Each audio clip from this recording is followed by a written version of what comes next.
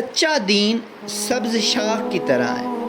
آج کے دور میں جس کے منہ میں زبان ہے وہ جیسے چلائے، کوئی پوچھنے والا نہیں ہے۔ اولیاء امت کے خلاف زبانیں تان دراز کی جا رہی ہے، لوگوں کو گمراہ کر کے اولیاء کرام سے دور کیا جا رہا ہے، حالانکہ اولیاء کرام کا ہونا یہ حقانیت کی دلیل ہے۔ جس دین و مذہب میں اولیاء کرام ہوں گے وہی سچا، اور جو دین ولایت سے خالی ہو وہ جھوٹا۔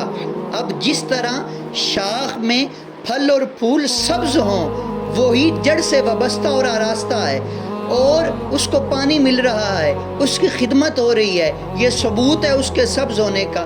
اور جو سوکھ گئی، اس کا تعلق جڑ سے ٹوٹ گیا، اب وہ کسی قابل نہیں ہے، اب وہ جلانے کے لائق ہے۔ اسی طرح دیکھیں کہ جہاں پر اولیاء کرام موجود ہوں گے وہ دین سچا، وہ مذہب سچا۔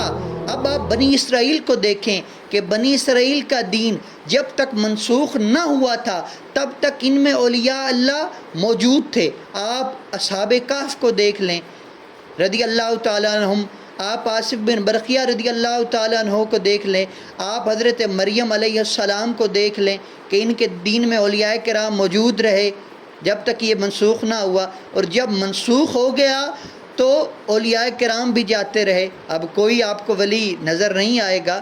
اسی طرح اولیاء کرام کا ہونا یہ حقانیت کی دلیل ہے۔ جہاں اولیاء کرام ہوں گے وہاں حق ہوگا، وہاں سچ ہوگا۔ اور اولیاء کرام اگر آپ دیکھیں اول تا آخر اولیاء کرام کہاں موجود ہیں، تو الحمدللہ یہ اہل سنت کا خاصہ ہے کہ اہل سنت و جماعت میں اولیاء کرام موجود ہیں۔ اہل سنت کے علاوہ کسی اور جگہ پر آپ کو، کسی اور فرقے میں، کسی اور جگہ پر آپ کو اولیاء کرام نظر نہیں آئیں گے۔ یہ اہل سنت کا طرہ امتیاز ہے الحمدللہ کہ یہاں پر اولیاء کرام موجود ہیں، اور اہل سنت اللہ تعالیٰ کے مقرب بندوں سے محبت کرنا جانتی ہے، اہل سنت و جماعت اولیاء کرام سے پیار کرنا جانتی ہے، اور اللہ تعالیٰ ہمیں اولیاء کرام سے محبت کرنے کی توفیق عطا فرمائے، اور اللہ تبارک و تعالیٰ ہمیں اولیاء کرام کی گستاخی کرنے سے محفوظ رکھے۔ آمین ثم آمین۔